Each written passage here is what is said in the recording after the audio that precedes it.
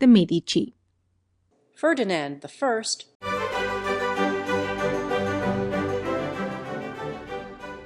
Please like this video so that more people have access to this content. Enjoy and also follow this channel to see other videos about art. Ferdinand I. Ferdinand, the fourth son of Cosimo I and Eleonora di Toledo, who had been made a cardinal when he was 14, at the time of the death of his mother and his brothers, Giovanni and Garzia, was 25 years old when his father died and his brother Francis succeeded to the throne. He and Francis differed violently on every subject. It merely required that a proposal should emanate from one of them for it to be opposed by the other, and after a time they kept altogether apart. During the 13 years of his brother's reign, Ferdinand resided entirely at Rome, where he became a strong power at the Vatican. Though a cardinal, he never took holy orders. Fierce, haughty, bold, and independent, and at the head of a powerful faction in the Curia, he feared no pope whatever.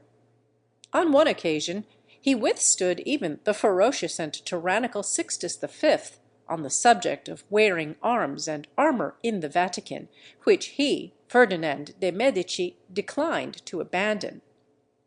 At another time, he, by his boldness and resource, saved the life of his friend Cardinal Farnese. The latter had been condemned by Sixtus V to be executed and the hour for his execution fixed. But Ferdinand put on all the clocks in the Vatican by 1 hour, and then, boldly facing the Pope, petitioned for Farnese's pardon and practically forced the Pope to grant it, the latter, however, only doing so because he thought that the hour for Farnese's execution was already past. Then Ferdinand stopped the execution on the authority he had extracted from the Pope, and his friend's life was saved. At Rome, Ferdinand signalized himself in 2 ways. He showed much capacity in the administration of ecclesiastical affairs, being notable in particular as the founder of the great missionary establishment, the Propaganda, and he was still more distinguished as a great collector of the works of classic art. It was a time in Rome when the greater part of the collections of sculpture of the classic age, which had been unearthed and gathered together in the Vatican by Popes Julius II, Leo X, Clement VII, and Paul III, had been scattered by subsequent popes who cared nothing about art, and in Ferdinand's time the popes had not yet begun again to take any interest in such things. Ferdinand, on the other hand, inheriting the same tastes as his ancestors, purchased eagerly all such works which he could obtain, and became the chief collector of the time in Rome. He built the celebrated Villa Medici at Rome, and there he collected an immense number of the most priceless works of Greek and Roman sculpture. These included the Venus de Medici, found in the villa of Hadrian at Tivoli, the group of Niobe and her children, found near the Porta San Paolo in 1583, the dancing faun, the wrestlers, the knife whetter, the Apollino, and many statues of classic times, busts of Roman emperors and other works of antiquity, which were all subsequently removed by degrees to Florence by him or his successors, and now adorn the staircases and corridors of the Uffizi Gallery. Thus Ferdinand, before he was Grand Duke, purchased out of his own private funds the 6 best examples of Greek art which Florence possesses, and except the Apollo Belvedere, the Laocoon, and the Torso of Hercules, the best which were at that time known. As regards the Venus, which, being purchased by Ferdinand immediately it was found henceforth received his family name, it is too much the fashion to decry its excellence, solely because a former generation erred in the opposite direction. It has been said that this statue cannot be understood at a single visit. while Byron's well-known words about it remain as true as ever. Of the Apollino, Shelley said that it was like a spirit even in dreams. Ferdinand was 38 years old when his brother Francis died. As the latter left no son, Ferdinand resigned his cardinal's rank, together with a good prospect of being the next pope, and succeeded his brother as Grand Duke of Tuscany. His conduct with reference to Bianca Capello is not to be looked upon as a true indication of his character, but rather as a monomania on that particular point. His whole conduct during the long period of 22 years that he was Grand Duke, and as such a mark for the searching, hostile criticism of those who watched for any cause of offense in the head of this family, showed him to be a man of high character, whose life gave no cause of offense to any. 2 Medici Grand Dukes preceded him, and 4 followed him, but he was superior to them all. For though his achievements, great as they were, did not equal those of his father Cosimo, this high character and exemplary conduct more than restored the balance. On ascending the throne, Ferdinand reversed the previously existing foreign policy of siding with Spain, and began to establish relations with France, thus returning to Tuscany's older policy. Unlike Francis, he had always been on friendly terms with Catherine de' Medici, and before the year 1587 was ended, he had arranged with her that her favourite granddaughter, Christine of Lorraine, then 22, should be given to him in marriage. This was, however, for some little time delayed, first by the sudden death of Christine's father, the Duke of Lorraine, and then by the disturbances in France. Nor did the marriage appear a very propitious one. Rumours were rife at the French court, which declared that the proposed bridegroom was the murderer of his brother and sister-in-law, while, in the existing condition of France, it was thought unsafe for Christine at present to take the journey. For it was a troubled time. Spain's great armada was about to sail to attack England, and Spain was laying plans to obtain possession of French ports. While in France civil war was raging, the League being in possession of Paris, and the king, Henry III, with the States General, having to take refuge at Blois. Ferdinand sent an embassy, headed by Orazio Rucellai, to escort Christine to Florence, but they had to remain at Blois until March 1589 before it was safe for her to travel, and during this time much occurred. In July 1588 the Armada made its attack on England, and in a fortnight was entirely destroyed. Meanwhile, Catherine de' Medici was evidently dying, and Christine could not leave her. In December, the murder at Blois of the Duke of Guise threw all the court into confusion and terror. On the 5th January 1589, Catherine de' Medici died, Christine being with her to the last, and in March the latter started from Blois on a somewhat melancholy journey, all the court being sorry to lose one who was universally liked, and she herself being very sad at bidding good-bye to France. She was accompanied for a long distance from Blois by a brilliant cavalcade, including Henry III himself, who showed her great affection at parting. At Marseilles, she and her escort found the fleet which had been waiting there for her for months, and in due course she arrived at Florence. The marriage festivities at Florence lasted a month, and were on the most splendid scale. Florence resembled the city of a fairy tale rather than the sober habitation of common men. In the courtyard of the palace the storming of a Turkish fortress was represented with inimitable talent. A magnificent tournament followed, and this was succeeded by a sumptuous banquet, but after the guests had refreshed themselves, they found that the courtyard of the palace had been converted into a mimic sea, and a spirited naval combat ensued, and made the walls re-echo to its thunders." Christine of Lorraine made Ferdinand an excellent wife. On the death of her mother, she had been adopted by her grandmother Catherine de' Medici, and entirely brought up by her, and is described on her arrival at Florence as "full of grace, vivacity, and spirit."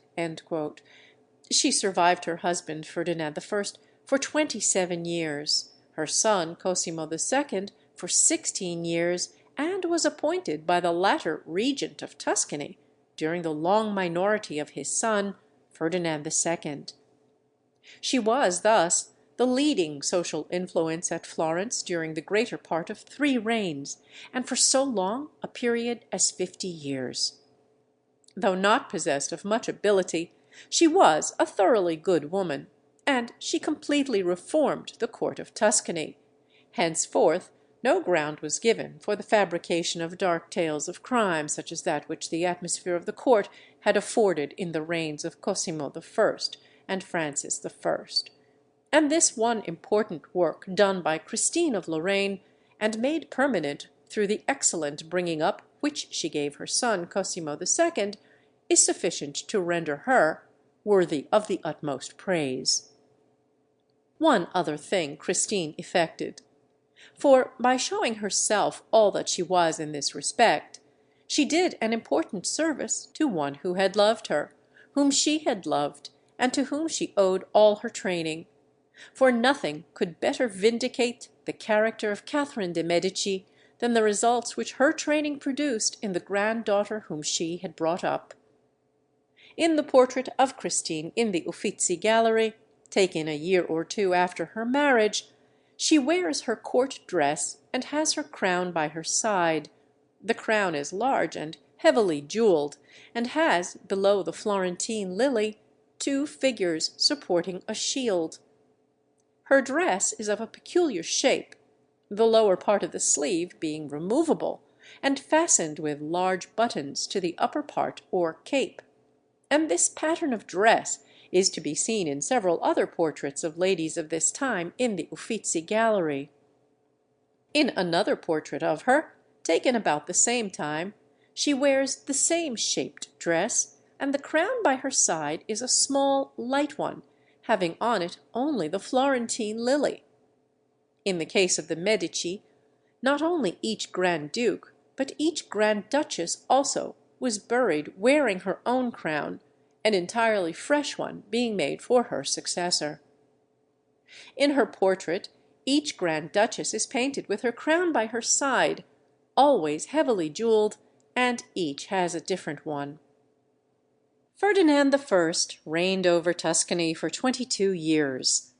The crest and motto which he chose on coming to the throne, a swarm of bees with the motto Majestate Tantum, by which he intended to signify that his rule should be just and temperate, enabling the people to gather wealth as bees do honey, was faithfully acted up to by him. And while his marriage restored order and morality to the court, his various reforms revived Tuscany from the state of maladministration into which it had fallen under Francis. He had a profound veneration for all the acts and opinions of his father, but the bold spirit which he had shown as a cardinal did not continue to appear in his career as Grand Duke, and he often quailed before the Jesuits, which order, recognized by Pope Paul III in 1543, had, in only 40 years, gained entire domination over the papacy. On beginning to reign, Ferdinand pardoned all who had opposed him, and removed all restrictions as to where Florentines might reside. He put an end to the corruption which had invaded the courts of justice, assisted commerce by many wise fiscal reforms, and gave his entire attention to state affairs and measures for the welfare of the country.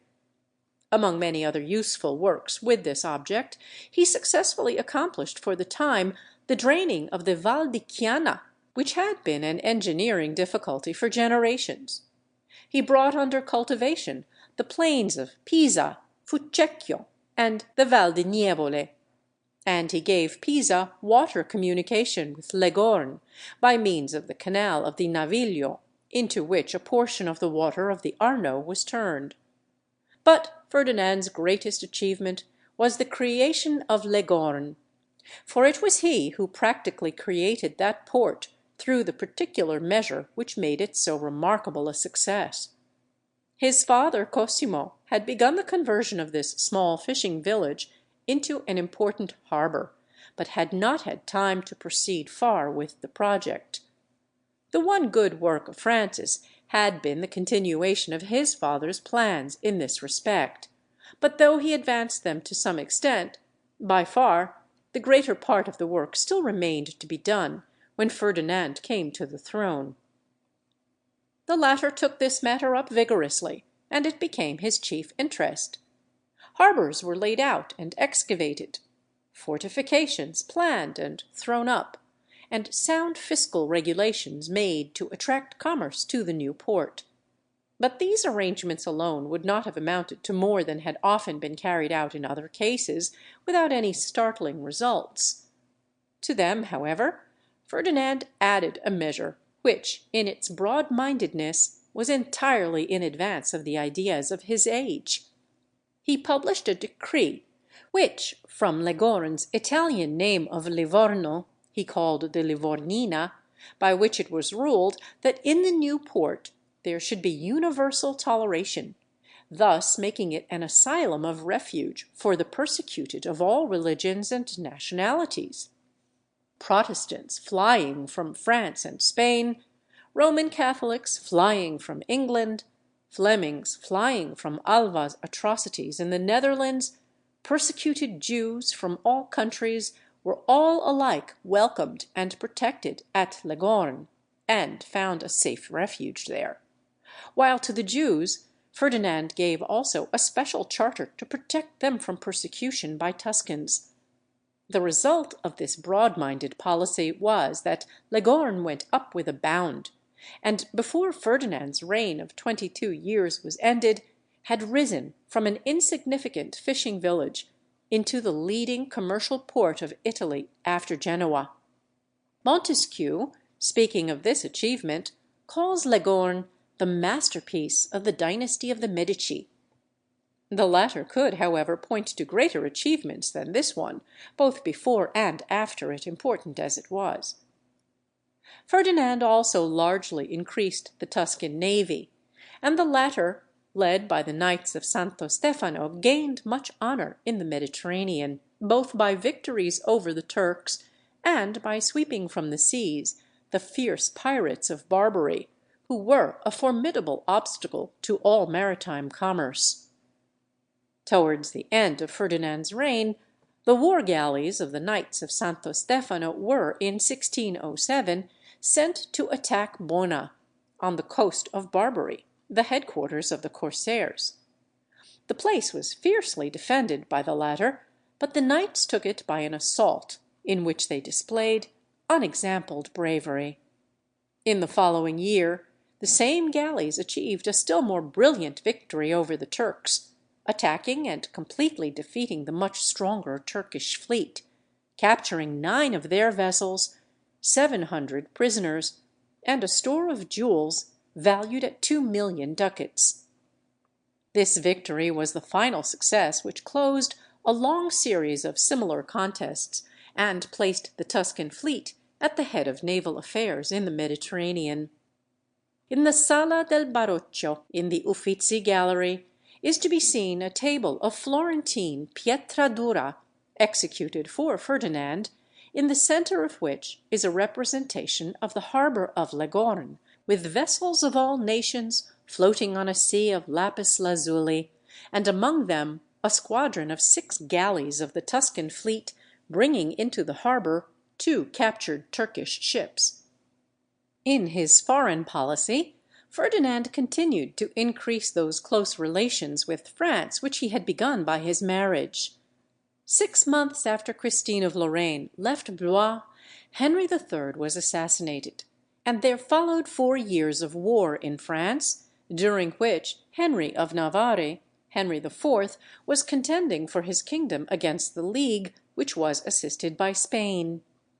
Ferdinand supported his claims and provided him with money, undeterred by the opposition of Spain and the League, who were appalled at the prospect of a Protestant succeeding to the throne of France, and were determined to prevent it at all costs. And it was practically Ferdinand who at length placed Henry IV on the French throne. The revenue of the Grand Duke of Tuscany was at this period equal to, if not greater than, the entire revenue of France, and the sums which Ferdinand lent Henry to enable him to continue the contest were enormous. Great trains of wagons, containing specie, and escorted by large bodies of cavalry and infantry, were continually being sent from Florence to Henry in France. After a 4 years' struggle, seeing that Henry would never gain that throne as a Protestant, Ferdinand urged him to accept the Roman Catholic faith. He smoothed matters over for him with the Pope, and eventually Henry, in 1593, renounced Protestantism, was through Ferdinand's strenuous endeavours acknowledged as king by Pope Clement VIII, and in March 1594 at last gained possession of Paris. This was followed in 1598 by the death of Philip II of Spain, which had the effect of still further cementing Ferdinand's close friendship with France, and in the following year the latter was able to arrange a marriage which bound Henry IV still closer to him. Ferdinand's niece, Maria, Francis's second surviving daughter, had been a girl of 14 when her father and stepmother died and her uncle succeeded to the throne. She was given a home by the latter, and was now 26, the same age as the Grand Duchess Christine, while for one cause or another various proposals for her marriage had one after another fallen through.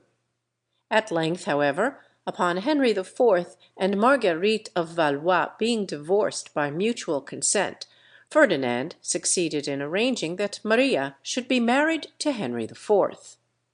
The marriage, which thus placed a Medici for the second time on the throne of France, was performed by proxy in Florence in October 1600. And a few days afterwards Maria set out on her journey, the Grand Duchess accompanying her as far as Marseilles. She had an immense dowry. Great as that of Catherine de' Medici had been, Maria's was even greater, and Sully said that no former queen had ever brought to France such a marriage portion.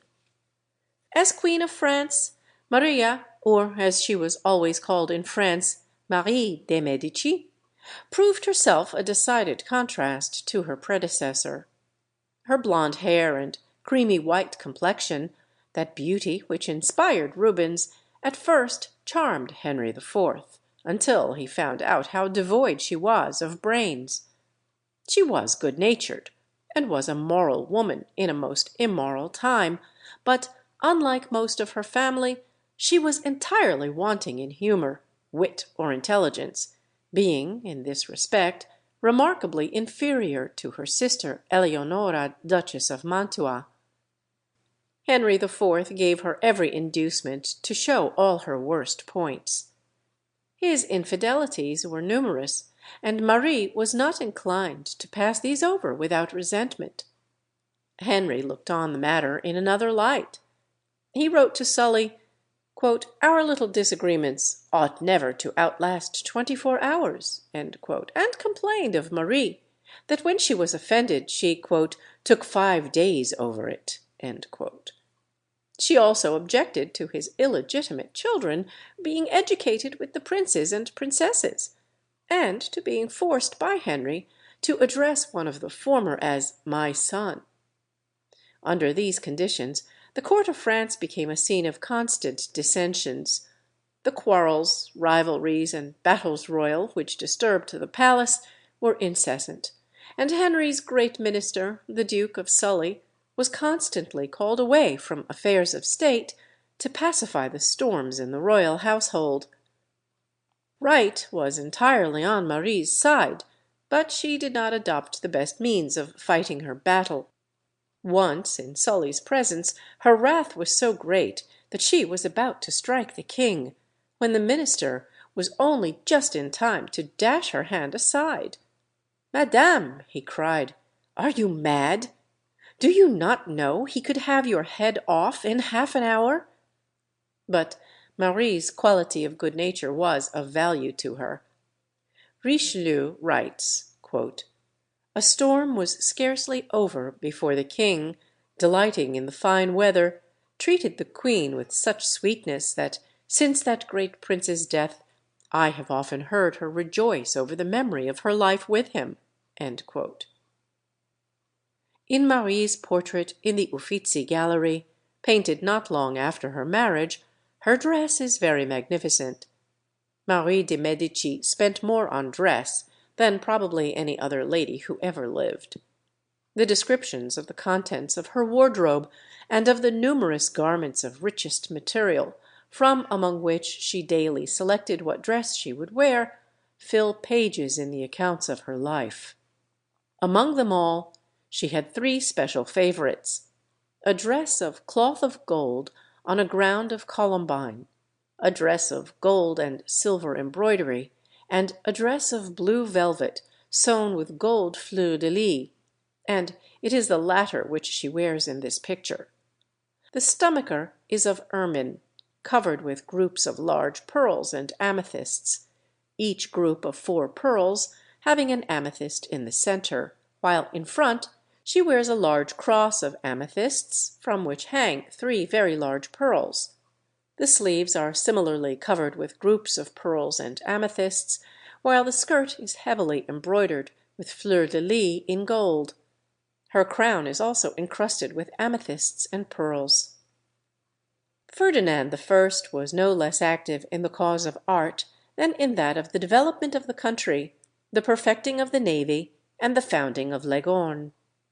From the Villa Medici at Rome, he gradually conveyed to Florence a great part of the works of Greek and Roman sculpture which he had collected there, and placed them in the new rooms over the public offices, the Uffizi, though some of the chief of the works collected by him at Rome, including the Venus and the Wrestlers, were not brought to Florence until 70 years after his death, by Cosimo III, and the Niobe group and the Apollino not until 100 years later still.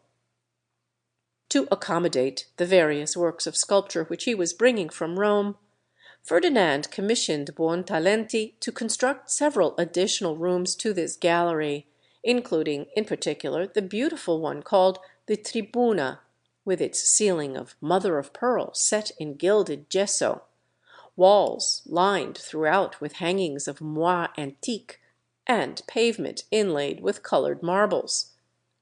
Thus the Uffizi Gallery was, for a long period, more noted for its sculpture than for its pictures, and on this account was, down to quite recent times, called the Gallery of the Statues. At the same time, Ferdinand continued the course which Francis had begun of collecting in these rooms any additional pictures which he acquired. We have an example of the vicissitudes which many of the pictures now in the Uffizi Gallery have undergone, before at last finding a resting place there, from the history of Botticelli's beautiful little picture of Judith. Painted for Piero il Gottoso, it originally formed part of the artistic treasures of the Medici Palace. Robbed with their other possessions when the palace was sacked in 1494, it disappeared for 90 years, during which time it apparently passed from hand to hand until it at last came into the possession of Ridolfo Cingatti, who gave it as a present to Francis's wife Bianca Capello, and so it came once more into the possession of the Medici, and after Bianca's death was placed by Ferdinand in the Uffizi collection. Still more extraordinary have been the vicissitudes of one of the greatest treasures of the Pitti Gallery, Raphael's Madonna del Grand Duca. For this picture, painted by him in 1505, and now the most highly valued of all Raphael's pictures in Florence, had in the course of 200 years dropped out of sight, and, passing from hand to hand, at last came into the possession of a poor widow who esteemed it of so little value that she sold it to a picture dealer for 12 crowns. But the most important work, inaugurated in Florence by Ferdinand I and begun by him in 1604, was the great family mausoleum, attached to the church of San Lorenzo, but by its size and the height of its dome forming a more conspicuous feature in the view of that part of Florence than the church alongside of which it is built. The construction of such a mausoleum had been planned by Cosimo I, but up to Ferdinand's time nothing had been done in the matter. The latter, however, now set about it with the energy which he showed in all his undertakings.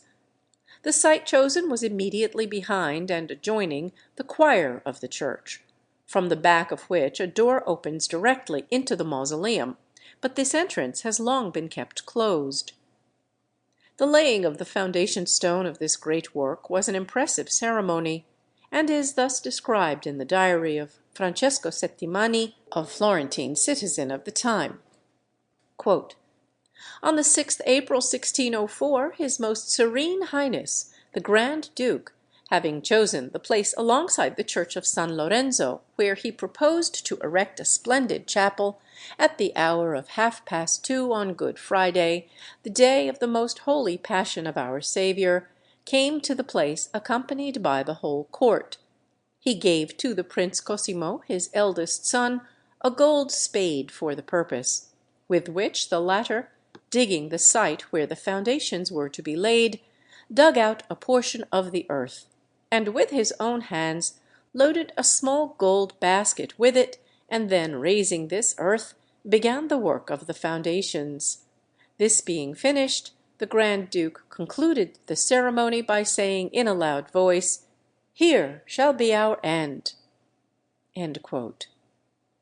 One wonders how far Ferdinand I, standing in the corner of the Piazza Madonna in the space allotted to the new building, surrounded by his numerous sons and daughters and his magnificent court, in making the speech with which he concluded the laying of the foundation stone of the great mausoleum, looked forward into the future, as he evidently did look back into the past.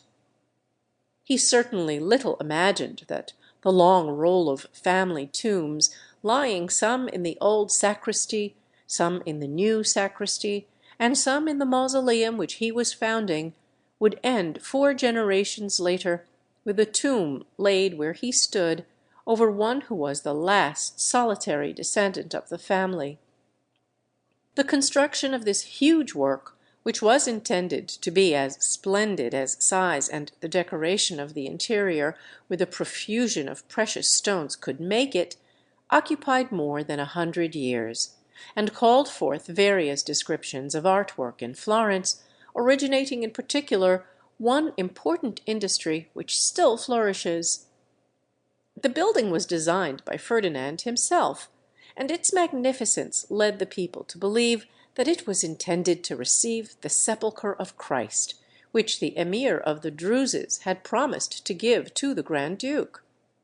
Begun by Ferdinand I, the construction of this mausoleum continued during the whole of the reigns of his 4 successors, not being really finished until after the death of the last of them.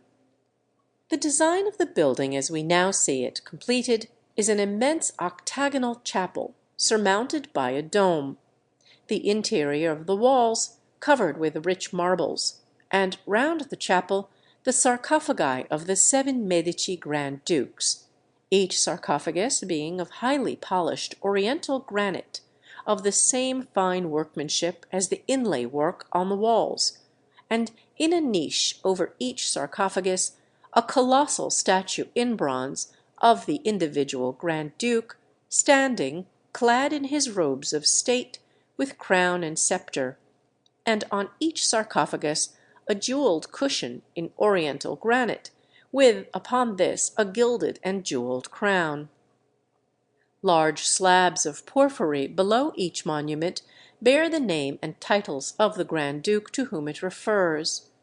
The walls are lined throughout with inlaid marbles, lapis lazuli, and other precious stones, the richest crust of ornament that ever was lavished on so large a surface, and the inlay work is of an improved description introduced specially for the decoration of this mausoleum.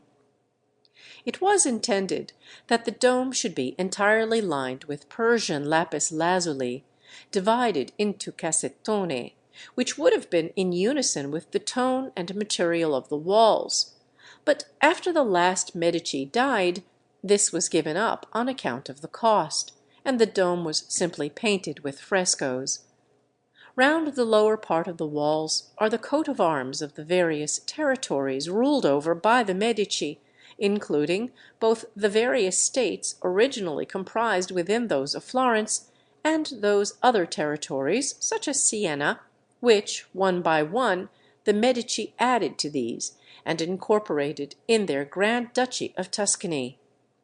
There are 16 coats of arms representing these various territories, to wit, Florence, Fiesole, Arezzo, Cortona, Pistoia, Pisa, Borgo San Sepolcro, Volterra, Siena, Montepulciano, Montalcino, Grosseto, Massa, Pienza, Chiusi, Svania. These coats of arms are executed in lapis lazuli, mother of pearl, jasper, agate, chalcedony, and other precious stones, and are of the very finest quality of intarsiatura work known. The whole building is estimated to have cost about £1,000,000 sterling. It is the fashion to decry the mausoleum, and to compare it with the new sacristy, calling the latter an abode of art, and the former an example of mere tasteless magnificence. But this is a short-sighted view, and displays ignorance of the conditions. In this work, Ferdinand I did exactly as his ancestors, the earlier Medici, had done, carrying out the traditions of his family by helping forward the particular artistic talents of the Florentines of his time. Those talents, on the decay in painting and sculpture which had supervened, now ran in the direction of the minor arts, and particularly of inlay work in stone, and it was only in that direction that assistance to the artistic talents of the Florentines could at this time be afforded. And had the interior decoration of the dome been completed in accordance with the original design, instead of being covered with highly coloured and inharmonious frescoes, the merits of the building would have been better appreciated. In any case, it remains a remarkable memorial of the Medici and of the grandeur of their conceptions, while it gave a valuable impetus to every branch of those arts which deal with work in marble and precious stones. This work called for a degree of excellence in the art of pietra dura, or Florentine mosaic, far in advance of anything which had previously been attempted in that direction. Ferdinand had already prepared for this, and had in 1600 founded the Royal Manufactory of Pietra Dura, and this manufactory was now set to work to execute all the inlay work required for the new mausoleum when the walls should be ready to receive it, thus originating that pietra dura industry which has since become one of the most prominent minor arts of Florence. Music also made an important new departure under Ferdinand's auspices. It is to Florence, and to the encouragement given to the new venture by Ferdinand I, that lovers of music owe the Italian opera. It was invented by Jacopo Peri, and was at first called recitativo. The first opera ever produced was Daphne, the dialogue being by Peri, and the music by Ottavio Rinuccini, and was performed in 1594 in the presence of Ferdinand and the whole court in the great hall of the Uffizi, that now occupied by the State Archives. As a result, various improvements were introduced, and the second opera, considered a great advance on the first, was Eurydice, which was performed in 1600 at the marriage festivities of Marie de Medici, the dialogue being by Peri and the music by Emilio Cavalieri. This was followed by the third opera Arianna by the same composers. Amongst various other works in Florence which Ferdinand carried out was the great bronze ball and cross crowning the top of the cathedral. Verrocchio had made the original ball and cross, which were placed in position in 1471, a work of considerable difficulty. But in January 1600, Florence was visited by a great storm which threw down Verrocchio's ball and cross. In falling, they did much damage to the roof of the cathedral, while the ball rolled some distance down the Via de' Servi. Ferdinand had a new ball and cross made, considerably larger than Verrocchio's, and these, which now crown the cathedral, were placed in position in 1602, and have stood the storms of 3 centuries. Ferdinand also completed the fortress of San Giorgio, which Cosimo had begun, and called it the Fortress of the Belvedere, from the beautiful panorama to be seen thence. He made Buontalenti, its architect, construct in it a subterranean chamber, for which Buontalenti invented a secret lock only able to be opened by himself and the Grand Duke, and here the Medici treasure was henceforth always kept. The amount of Ferdinand's treasure was very great. It is recorded in a contemporary diary that he showed to Bernardo Buonarroti, to whom he gave it in charge, no less than 5 millions in coined gold, 7,000 Spanish dollars, and an immense mass of jewels. To the Medici villas of Careggi, Cafaggiolo, Poggio a Caiano, and Castello, which had seen so many generations of the family, Ferdinand now added another, the villa of Petraia, which he purchased from the Salutati family. He completely restored this villa, and had its beautiful central court decorated by Volterrano and other artists with frescoes representing the coronation of Charles V by Clement VII, the entry of Cosimo I into Siena, the institution of the Order of Santo Stefano, and other episodes in the history of the family.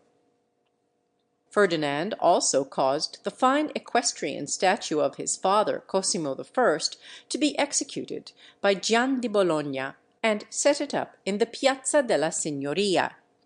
It has on the pedestal bronze bas-reliefs representing the 3 most important episodes of Cosimo's career: 1. His being given the rule of the state by the Council of the 48; 2. His triumphal entry into Siena on its conquest and incorporation with Tuscany; and 3. His being given the rank of Grand Duke by Pius V.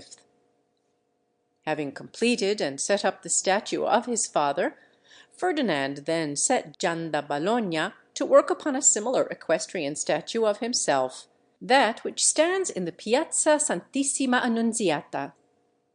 This statue has considerable interest, not only from being that rendered celebrated by Robert Browning's poem of "The Statue and the Bust," but also on other grounds. It is made from the bronze guns captured from the Turks in the naval victories gained by Ferdinand's fleet, and bears on the pedestal his private crest, the swarm of bees, and motto, Majestate Tantum. The horse, like that of the statue of Cosimo I, bears strong traces of a very ancient pedigree, being evidently modelled to a large extent upon that of the equestrian statue in Rome of the Emperor Marcus Aurelius. While it very nearly found its way to Paris, it was the origin of a celebrated statue in that city. In 1605, Marie de Medici was anxious to present to Paris an equestrian statue of her husband Henry IV, to be set up on the open ground between the 2 sections of the Pont Neuf. As there was no sculptor in France capable of such a work, she wrote to her uncle Ferdinand I, asking that he would allow Gian da Bologna to execute it, and with this request she coupled another. As Gian da Bologna was 81 and the work would take a long time, she asked her uncle to give her the bronze horse which was then ready to receive his own statue, and to let another be made for himself. But Ferdinand declined to accede to this cool request, being quite as much alive as Marie was to the probability that Gian da Bologna might not live to complete another bronze horse. He, however, suggested that the moulds used for casting his horse might be made use of for that which Marie desired. This was done, though owing first to other commissions, and then to Gian da Bologna's death, it was 9 years before the statue, including both the horse and the figure of Henry IV. To be placed upon it, was completed. The transport of the statue by sea from Leghorn to Havre and thence to Paris was a difficult affair. Eventually, however, after having been dropped overboard near Havre and recovered from the bottom of the sea, the statue reached Paris and was, in 1614, set up on the Pont Neuf, to Marie's great delight. Inside the horse, which was a facsimile of that which bears Ferdinand's statue, was placed an inscription on vellum stating that Ferdinand, Grand Duke of Tuscany, had ordered the statue to be executed by Gian da Bologna, and had it finished by Pietro Tacca in affectionate memory of Henry IV. For Francis I, Gian da Bologna had executed a statue celebrated all over the world.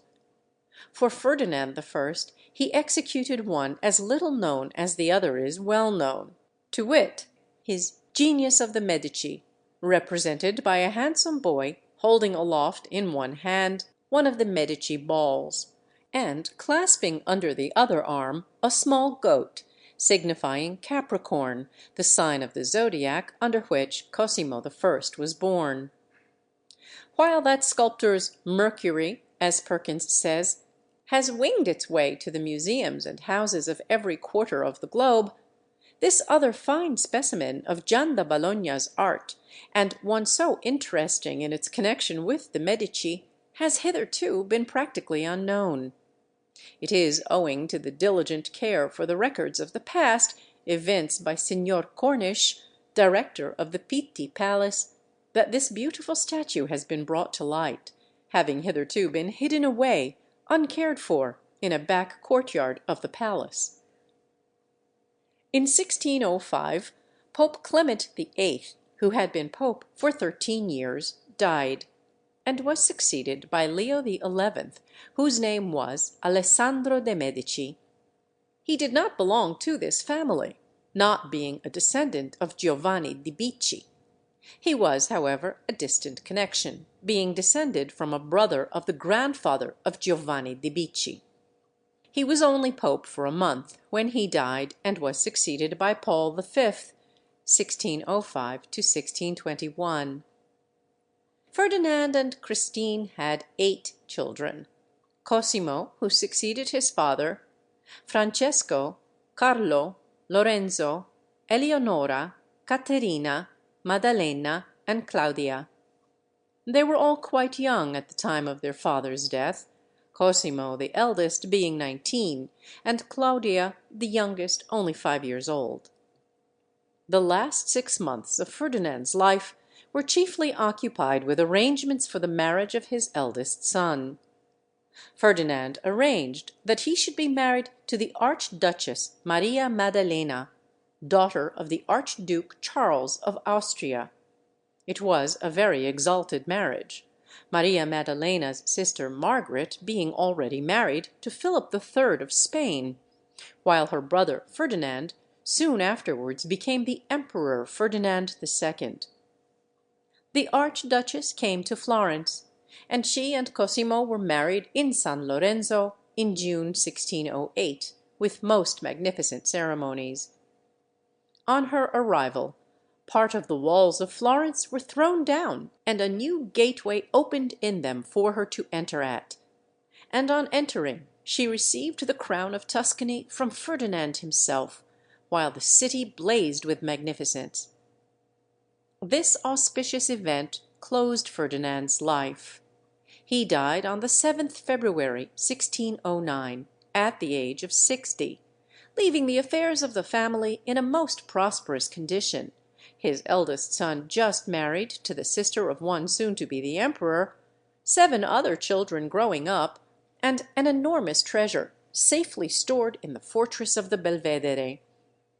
He was buried with all the pomp which Florence learned to associate with the funeral of its Grand Duke, being interred in the new sacristy of San Lorenzo, pending the completion of the mausoleum which he had inaugurated, and to which his remains were eventually removed. In the crypt of that mausoleum there has recently been placed an interesting memorial of his principal achievement.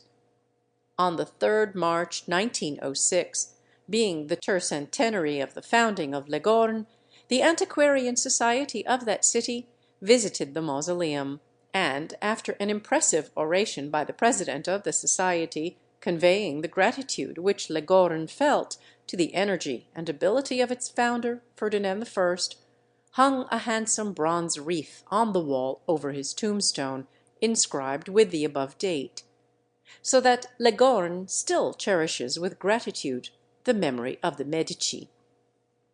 With Ferdinand I, who, it is important to observe, was the first head of the family during 150 years, against whom, on his succeeding to power in Florence, no attempt to overturn that power took place, a notable change begins in connection with a feeling which had greatly affected the career of this family in the past, and was to have still greater effects in regard to them after that career had ended. Writers on their history, belonging to other countries, have universally found an insoluble problem in the fact that even after the Medici have long since become extinct, a virulent animosity against them should still continue to exist, and that they should be under a cloud in the city which they made so great. It was felt that political antipathies, however strong, did not suffice to account for such a result, since these could scarcely continue in sufficient strength to have such an effect after the entire conditions which called them forth had for many generations passed away. It is, however, in another direction that the solution to this problem lies. The Florentines, with all their many admirable qualities, possess one characteristic which is the real cause of this phenomenon. This is a power of jealousy in degree almost inconceivable to those of northern race, a characteristic which is to be seen in operation throughout all Florentine history. This it was which in reality created the fierce internecine contests which, time after time, rent Florence during the 13th and 14th centuries. This it was which, in the 15th and 16th centuries, brought upon the Medici the violent attacks which they experienced 8 times in succession during 150 years. And this again it is which has caused that strange fact which has puzzled so many writers. The poorer classes felt a fondness for the Medici family throughout their history, and had ample reason for doing so, while even to the present day they have a regard for their memory. But it was far otherwise with all those Florentine families who had originally been on a par with the Medici, but had, in course of time, been surpassed by them. That result was due to the effects of intellectual gifts so unusual that none need have felt moved by resentment at it, but nevertheless the families thus surpassed did feel the bitterest resentment and made no attempt to hide the fact. Accordingly, these families time after time headed furious attacks upon the Medici, as long as such attacks had any chance of success. Nor was this all. When a despotic monarchy is succeeded by a republic, there is only one family embittered by the loss of former greatness. But when a republic is succeeded by a despotic monarchy, there are created 100 such families, and these also the most influential in the state. Since the Christian era, the former case has occurred often in history, but the latter case has only occurred twice, in the case of Rome and in that of Florence. But whereas Augustus carefully avoided all appearance of despotism, and whereas the notable Roman families were not ousted from public affairs, The course taken by Cosimo I, though perhaps forced on him by circumstances, was the exact opposite of that pursued by Augustus. We have seen how he took every opportunity of showing that he wielded the sole power, how he ruled without any counsel, and how he invariably chose men who were not Florentines as his secretaries. Not a single one of the old Florentine families, whose members had for centuries held the highest offices in the state, including frequently that of Gonfaloniere, saw any one of its members employed by Cosimo even as a secretary. It may be imagined what fierce wrath such a state of things created. Wrath which, though it dared not show itself, was all the more carefully nourished by those concerned. The taking away of a liberty which had never resulted in anything but internecine strife might in time have been forgiven, but the deprivation of all the power and importance to which the leading Florentine families had for generations been accustomed could never be forgiven. It was a rankling sore which could never be healed. The Medici, like other families, were not faultless, but even had they been angels, the embittered feelings so widely shared, consequent on the bare fact of a republic being succeeded by a despotic monarchy, were alone sufficient to produce all the charges which have been made against them.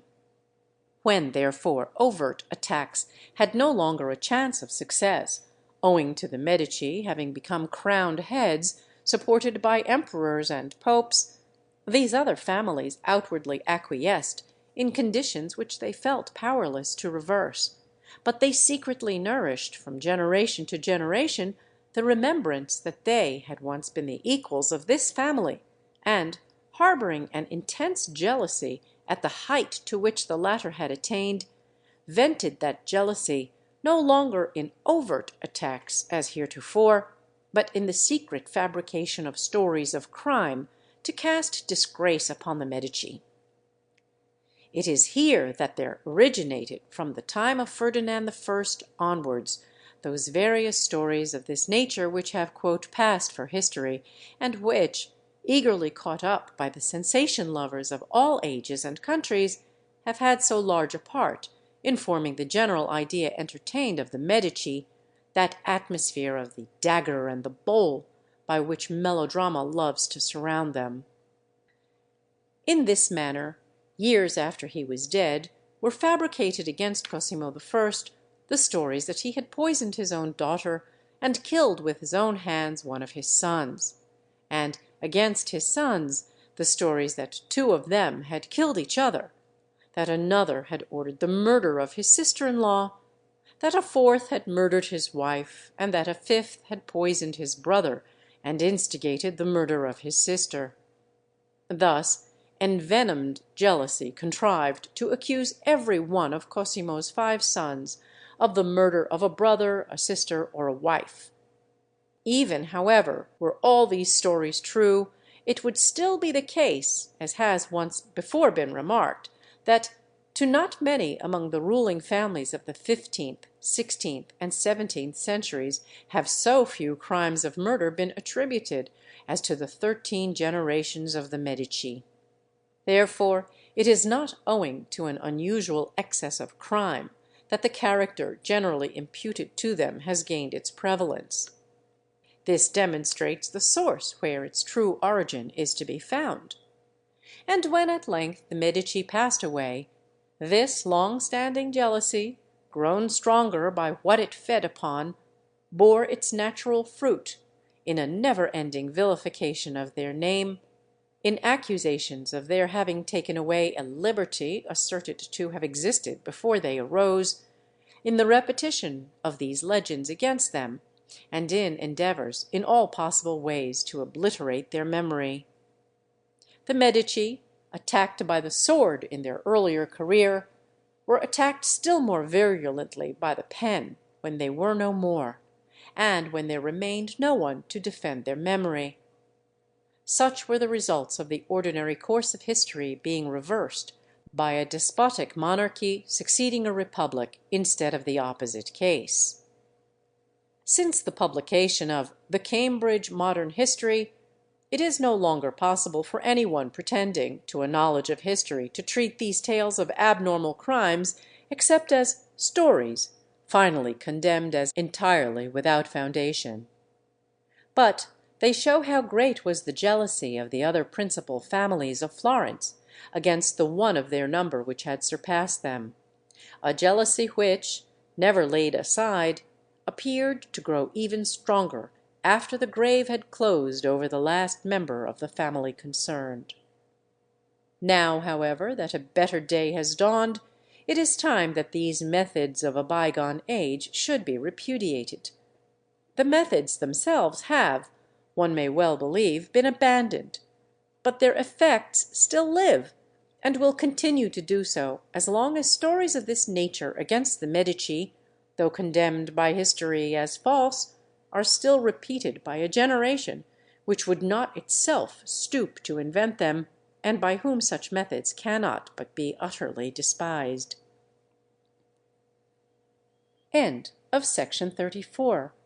Recording by Linda Johnson. We hope you enjoyed this video. Please let us know in the comments what other art contents you would like to see. And don't forget to like this video and follow our channel. Thank you, and until the next video.